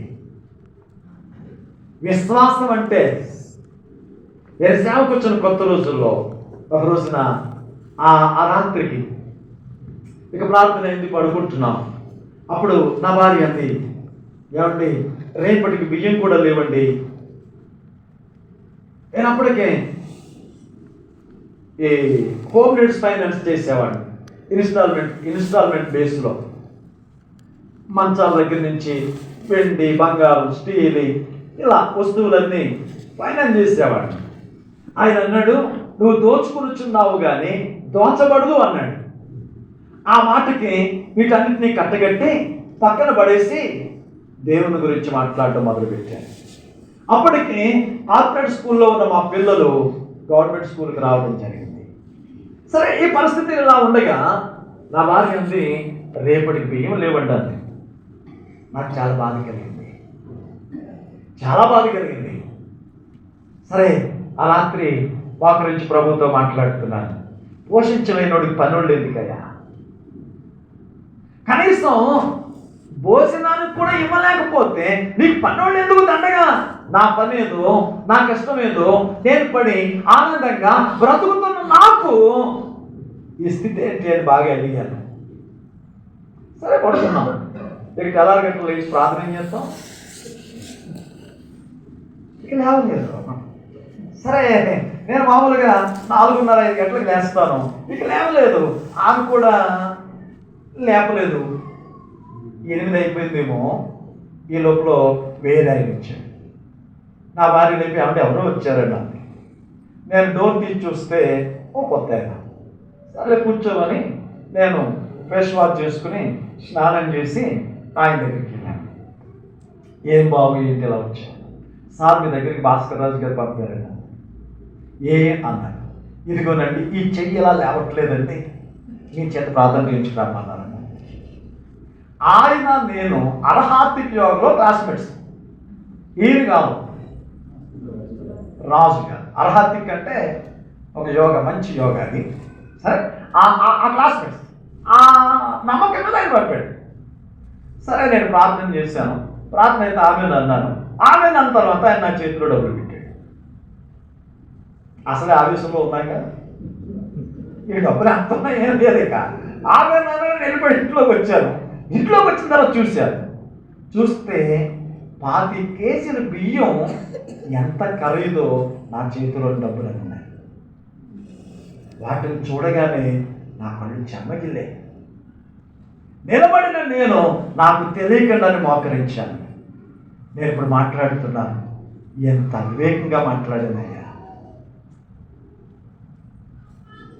నేను ఆవేశపడ్డాను, కానీ నా గురించి నువ్వు ఆలోచన కలిగి ఉన్నావు. నేను అధికంగా మాట్లాడాను, కానీ నువ్వు నన్ను మరిచిపోలేదు. నా కళ్ళు చెమ్మగిల్లాయి. ప్రభునందు ప్రేమైన వారిలో విశ్వాసం అంటే ఈరోజు నీ జీవితంలో జ్ఞాపకం చేసుకో. నీ విశ్వాసం అలాంటిదేనా?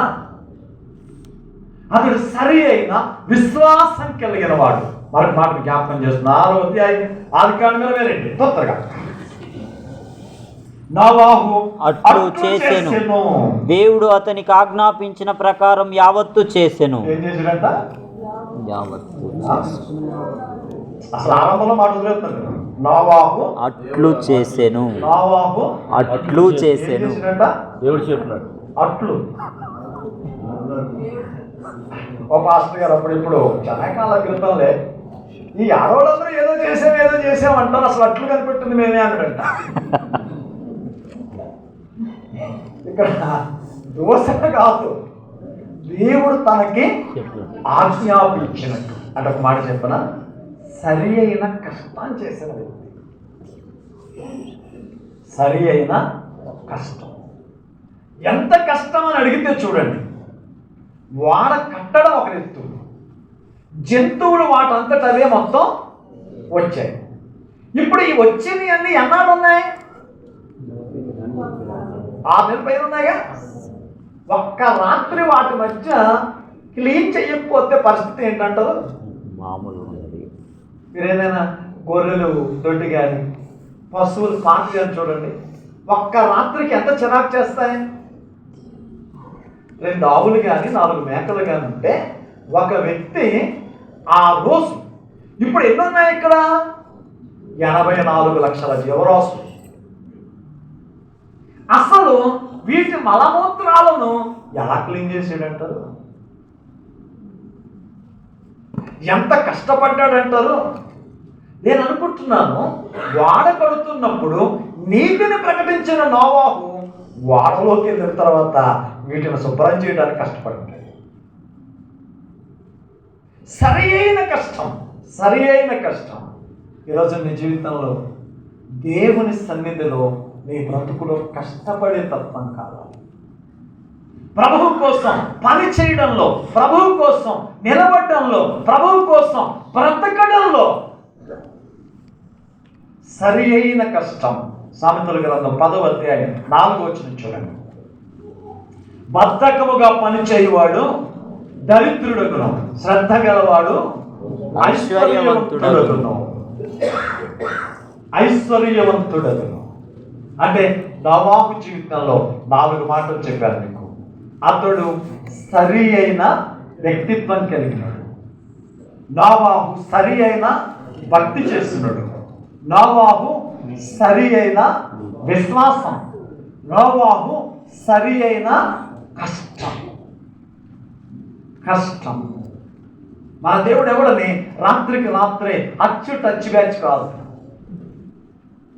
నేను నీ యొద్దకు వచ్చి నీ చేతి పనులన్నిటిలోనూ ఆశీర్వదిస్తా.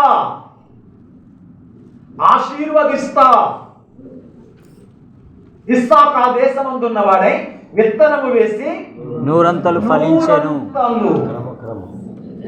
అతడు నీటి కాలువ యోరన నాటబడినదై ఆకు వాడక తన కాలమందు ఫలమిచ్చు చెట్టు వలె ఉండెను. కాలమందు ఫలమిచ్చు చెట్టు వలె ఉండెను. అతడు చేయునంతయు సఫలమగును. అంటే ఏం చెబుతాను ఈ మాటలన్నీ? మీరు శ్రమ చేస్తే నేను సిరినిస్తాను, మీరు కష్టపడితే కలిమిగా చేస్తానని దేవుడు చెప్తున్నాడు.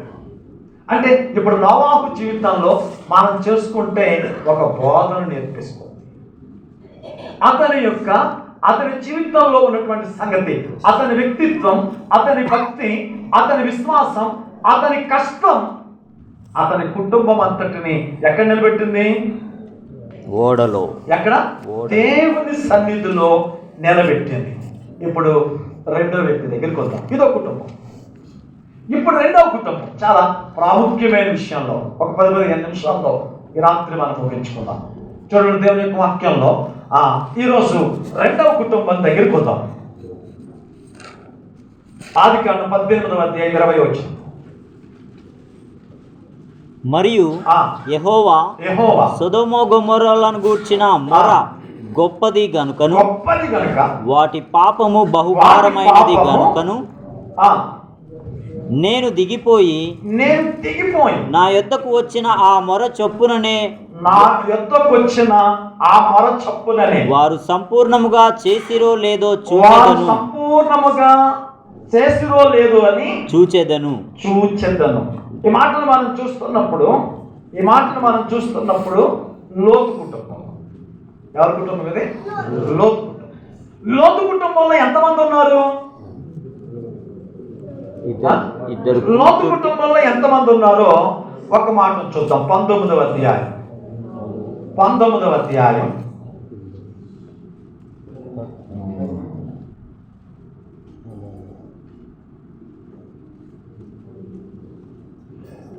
వచనం చూద్దాం. అప్పుడు ఆ మనుషులు లోతుతో ఇక్కడ నీకు మరి ఎవరున్నారు? నీ అల్లుని నీ కుమారులను నీ కుమార్తెలను ఈ ఊరిలో అల్లుని అంటే ఒక్కడే ఒకడు అంటే లోతుకి పెళ్ళాలని 2 కుమార్తెలు ఉన్నారు. ఇక్కడ ఎవరు ఏంటని మాత్రం అడగదు. అక్కడున్న పదాల బట్టి మీకు చెప్తున్నాను అంతే. అల్లుని అన్నాడు అంటే పెళ్ళైన కూతురు ఒకటే. అక్కడే కుమారులు ఎంతమంది? కుమారులు ఒకడా ఇద్దరు? ఒకడి కంటే ఎక్కువ ఇద్దరు అనుకుందాం. పోనీ ఇద్దరు. ఇప్పుడు 2 కొడుకులు, ఆ తర్వాత కుమార్తెలు. ఆల్రెడీ 2 మనకు తెలిసి ఎంతమంది అయ్యారు? 6. భార్య లోతు ఎంతమంది? 8 మంది ఉన్నారు. వీళ్ళు కూడా 8 మంది ఉన్నారు. ఇప్పుడు ఈ కుటుంబాన్ని చూద్దాం. ఈ కుటుంబంలో చూస్తే వీళ్ళు ఎక్కడున్నారు అని అడిగితే సొదొమ గొమొర్రా. ఈ సొదొమ గొమొర్రా పట్టణం ఎలాంటిది అని అడిగితే వీళ్ళ జీవితం అంతా, వీళ్ళ బ్రతుకంతా ఎలాంటి వాళ్ళు అంటే వీళ్ళకి సరదాలు, సోకులు, సరసాలు. ఈ సొదొమ పట్టణం, గొమొర్రా పట్టణం ముఖ్యమైనటువంటి నాగరికత ఏంటి అంటే సరదాలు, సోకులు, సరసాలు. మీరు ఆ మధ్య ఆసియా ప్రాంతం అంతా కూడా ఈ ఆటకు కూడా అలాగే ఉంది. అక్కడ మీరు చూస్తే వాళ్ళు అన్ని సరదాలే, అన్ని సోకులే, అన్ని సరసాలే. చూడండి ఆదికాండం 13వ అధ్యాయం 12వ వచనం. కొంచెం త్వరగా చూశారు. అబ్రాహాము కనానులో నివసించెను. లోతు ఆ మైదానం ఉన్న పట్టణములలో కాపలం ఉండి సొదొమ దగ్గర తన గుడారం వేసుకొనెను. ఎక్కడికి వెళ్ళాడంట? సొదొమ దగ్గర. సొదొమ దగ్గర దగ్గర. ఎక్కడ ఉండాల్సినాడు? అబ్రాహాముతో ఉండాల్సినాడు.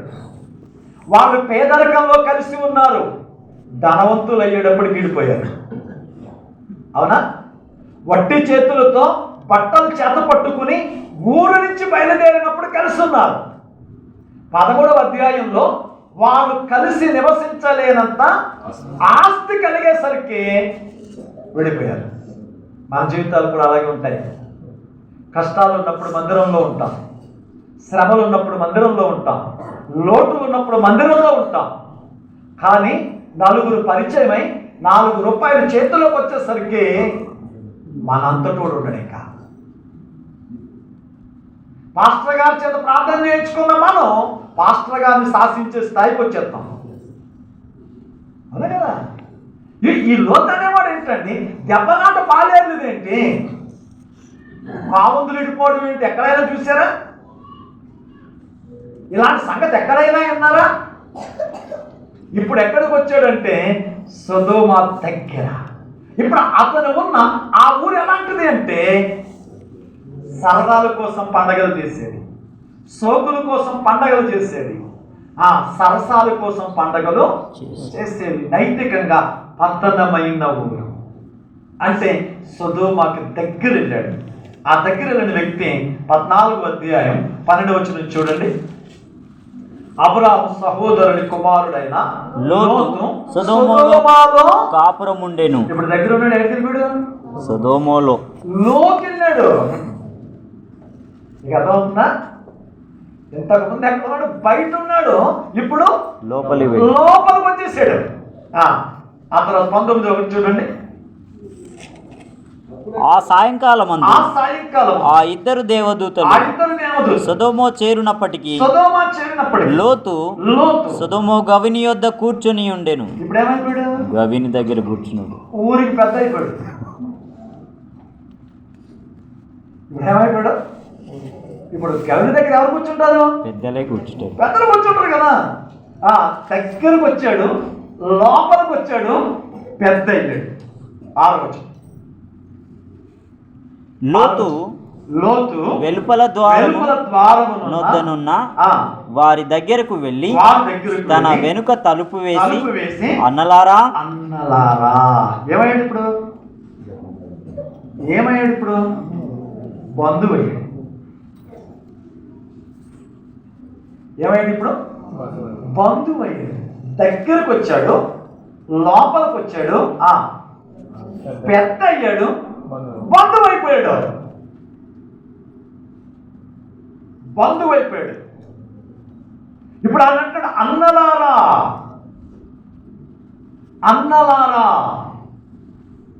అంటే తన జీవితంలో అబ్రహాముతో ఉండగా లోతు భార్య, లోతు పిల్లలు నేర్చుకోవడానికి ఆత్మీయులు అనేకులు ఉన్నారు. కానీ అతని హృదయంలో ఉన్న స్థితిగతులు చూడండి. దగ్గరికి వెళ్ళాడు, లోపలికి వెళ్ళాడు, పెద్ద అయ్యాడు, బంధువైపోయాడంతే. అంటే సొదొమతో కలిసిపోయాడు. ఈరోజు చాలా జీవితాలు చూడండి. ఆరంభంలో సంఘంలో ఆత్మీయులుగానే ఉంటారు. కాలంలో దేవుడిచ్చిన దీవెనలతో సమాజంలో సభ్యులైపోవటం లేదు, సమాజంతో కలిసి తిరగడం లేదు. సరే, ఆ సొదొమ పట్టణంలో దేవుడు దిగాడు నాశనం చేయడానికి. ఇప్పుడు చూడండి, ఇక్కడ ఎవరున్నారు నీకు? స్టోరీ అంతా చెప్పాడు. వాళ్ళందరి దృష్టికి ఇతడు వెర్రివాణిలా కనబడ్డాడంట. హేళన చేశారు. బరబర బయటికి లాక్కొచ్చాడు. లోతు వారి వెనక్కి చూచి ఉప్పు స్తంభమైంది. ఎనమండుగులు ఇప్పుడు ఎంతమంది మిగిలారు? ముగ్గురు. కొండలకి వెళ్ళిన తర్వాత ఎంతమంది మిగిలారు? 7వ వచనం చదవండి. పేతురు రాస్తున్నా 2వ పత్రిక 2వ అధ్యాయం 7వ వచనం. 7వ వచనం. దుర్మార్గుల కామ వికారం బహు బాధపడిన నీతిమంతుడకు ఎంతమంది రక్షింపడ్డారు? లోతప్పుడు పరలోకి వెళ్ళాడట. ఆయన ద్వారంలోకి వెళ్ళగానే ఆ చివరు ఉన్న ఒక ఆయన అన్నాడంట, అబ్రహాము గారు కూర్చుని వాళ్ళందరితో మంచి మాట్లాడుతున్నప్పుడు ఒక ఆయన అన్నాడంట, అబ్రహాము గారు మీ అబ్బాయి వచ్చాడండి. ఒక్కసారిగా లేచి ఆనందభరితుడే పరుగునొచ్చి లోతును హత్తుకుని అన్నాడంట, కుమారుడా కోడలెక్కడా? నా కుమారుడా, నన్ను విడిచి వెళ్ళినప్పుడు నీకు కొడుకులుండాలి, నీకు కూతుళ్ళుండాలి, వాళ్ళకి పెళ్ళిళ్ళు చేసుంటావుగా, వాళ్ళెక్కడా అన్నాడంట. ఒక్కసారిగా లోతు తల వంచుకుని పడ్డాడు. ఇప్పుడు అబ్రహాం అంటాడు, ఏంట్రా తల వంచుకుని నిలబడ్డావేంటి? వాళ్ళు ఎక్కడా అని అడిగితే లోతు అంటాడు, వాళ్ళక్కడే. ఈ రాత్రి నీ జీవితంలో 2 కుటుంబాలను చూపించాడు. ఒకటి, నోవాహు తన కుటుంబంతో దేవుని సన్నిధిలో నిలబడితే సమస్తాన్ని పోగొట్టుకుని ఒంటరిగా నిలబడిన లోతు. ఈ ఇద్దరిలో నీ బ్రతుకు ఎవరికి పోదు. ఈ రాత్రి జ్ఞాపకం చేసుకో. ఈ రాత్రి నువ్వు జ్ఞాపకం చేసుకో. నువ్వు సంపాదించిన ఆస్తులు పోగొట్టుకున్నా, నువ్వు సంపాదించుకున్న వస్తు సామాగ్రిని పోగొట్టుకున్నా, దేవుడు నీకు ఇచ్చిన నీ పిల్లలను రక్షించగలుగుతున్నావా? దేవుడు నీకు ఇచ్చిన నీ కుటుంబాన్ని దేవుని ఎదుట నిలబెట్టడానికి అనుక్షణం నువ్వు ప్రయత్నిస్తున్నావా? ఈ రాత్రి మాటలు నీకు అర్థమవుతున్నాయా? ఈ రాత్రి మాటలు నీకు అర్థమవుతున్నాయా? నీవెంతో ప్రేమించి, నీ రక్తాన్ని పంచి, నీ మాంసాన్ని పంచి, నీ పిల్లలను ప్రయోజకుల్ని చేసి లోకం మీద విడిచిపెడితే ఒక్కసారి చూడు. నీవు ప్రభువు దగ్గర నిలబడినప్పుడు పక్కకి తొంగి చూస్తే అగ్నిలో కాలుతూ కనబడిన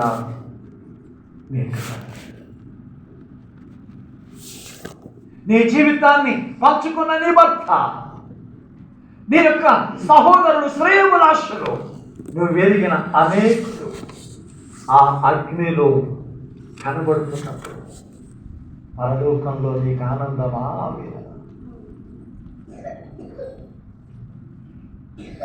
నీకెంతకాలం వెంటరాని పట్టుకెళ్ళలేదు ఆస్తి పాస్తుల కొరకు ఐశ్వర్యం కోసమే ప్రాకులాడుతావు. నీతో పాటు తీసుకెళ్లాల్సిన నీ కుటుంబం సంగతి ఏంటి? నీ వృద్ధాప్యానికి వచ్చిన తర్వాత నువ్వు ఉంటున్న వీధిలో, నువ్వు ఉంటున్న ఊరిలో తల ఎత్తుకు తిరిగేది కట్టుకున్న కోటను బట్ట, కన్న పిల్లలను బట్ట, కొనుక్కున్న పొలాలను బట్ట, పెంచిన పిల్లలను బట్ట. ఎవరిని బట్టి తలెత్తుకుంటావు? ఉన్నారా? ఎవరిని బట్టి తలెత్తుకుంటావు? నీ పిల్లలను బట్టి, నీ పెంపకాన్ని బట్టి. ఎదుగో నోవాహు తన కుటుంబాన్ని దేవుని ఎదుట నిలబెట్టడానికి వాళ్ళ ఎదుట తన పిల్లల ఎదుట తాను నిలబడ్డాడు. మంచి వ్యక్తిత్వాన్ని మాదిరిగా చూపాడు, మంచి భక్తిని మాదిరిగా చూపాడు, మంచి విశ్వాసాన్ని మాదిరిగా చూపాడు, మంచి కష్టం చేసి మాదిరి చూపించాడు.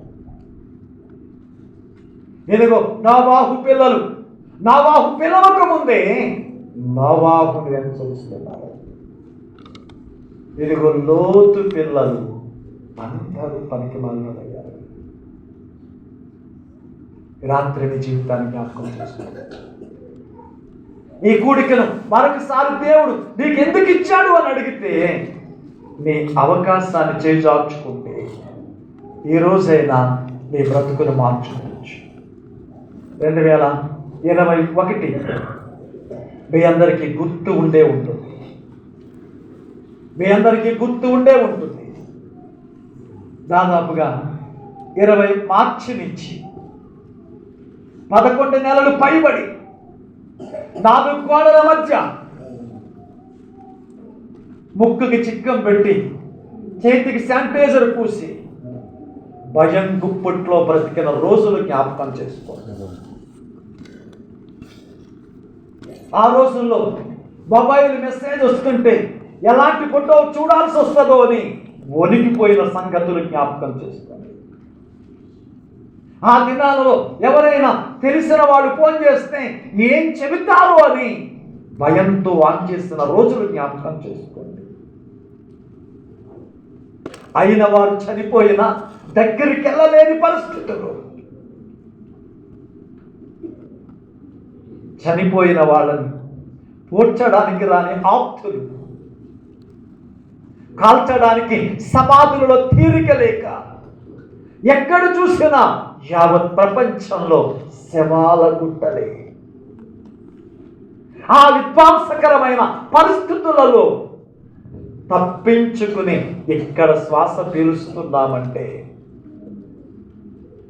నువ్వు మింగిన మందులు కాదు, నువ్వు తిన్న తిండి కాదు.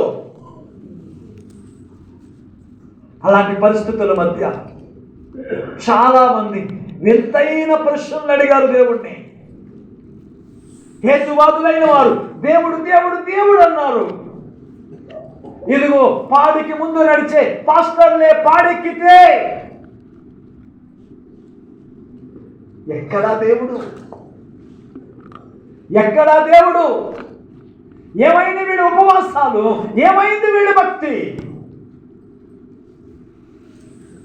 పాపులు చచ్చిపోయినట్టే పరిశుద్ధులు చచ్చిపోయారే, సామాన్యులు చచ్చిపోయినట్లే సేవకులు చచ్చిపోయారే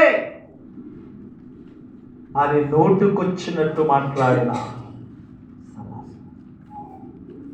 అప్పుడు దేవుడు మాట్లాడుతున్నాడు, ఇదిగో నా పిల్లలకి నేనిచ్చిన పని అయిపోయింది కాబట్టి నా యొద్దకు తెచ్చుకున్నాను. నా పిల్లలకి చెయ్యడానికి నేనిచ్చిన పని అయిపోయింది కాబట్టి నా దగ్గరికి తెచ్చుకున్నాను. వెంటనే అడుగుతున్నాను, మరి పాపుల సంగతి? మారడానికి నేనిచ్చిన అవకాశాలు అయిపోయింది కాబట్టి పాకేశారు. బుద్ధి తెచ్చుకోవడానికి, పరివర్తన చెందడానికి, జీవితాన్ని మార్చుకోవడానికి నేనిచ్చిన అవకాశాలు అయిపోయింది కాబట్టి పాతేశారు.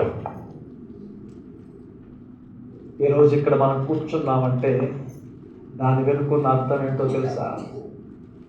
మనం చెయ్యాల్సిన పనైనా ఉంది, మార్చుకోవలసిన అవసరమైన. ఈ మాటలు విన్న తర్వాత నీ బ్రతుకు నీకు అర్థమైంది అనుకుంటున్నాను. ఇక్కడ కూర్చున్న ప్రతి ఒక్కరు నాతో సహా ఈ రాత్రి ఏదో ఒక తీర్మానంతో లేచి వెళ్ళాలి. ఒకటి, దేవుడు అప్పగించిన పనేంటో తెలుసుకునైనా లేగాలి, లేక దేవునికి దూరం చేస్తున్న పాపమేంటో తెలుసుకునైనా లేగాలి. ఈ రెండిటిలో ఏది జరగకపోతే రేపు సూర్యుడిని చూడడం అసాధ్యం. దేవుడు నిన్ను ఇక్కడికి తీసుకొచ్చాడు అంటే దేవుడు నిన్ను ఎక్కడికి తీసుకొచ్చాడు అంటే మన జీవితంలో జ్ఞాపకం చేసుకోండి. ఇప్పుడు మనం బ్రతికి ఉన్నామంటే దాని వెనుక రెండు కారణాలు. ఒకటి, ప్రభువు కోసం చేయాల్సిన పని ఉంది, లేక మన పాపమునకు పశ్చాత్తాపడాల్సిన ఏ ఒక్కటో మీకు తెలుస్తారో వచ్చింది. ఎవరికి వాళ్ళే